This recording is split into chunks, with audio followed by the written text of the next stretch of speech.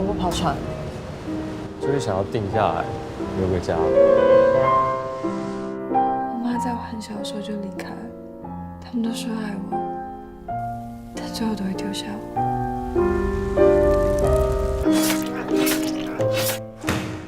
你要赚钱才能缴房租，才能还我钱。我是不是很糟糕？这种感觉我懂。雨芳，你会因为一个人的过去就否定他吗？嗨，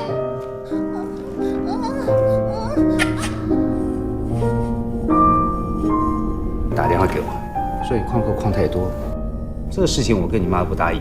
那你知道他为什么每天都喝成这样吗？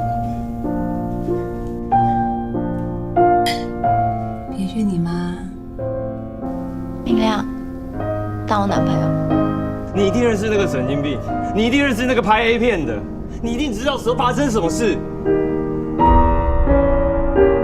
对，为什么没有人要跟我讲到底发生什么事啊？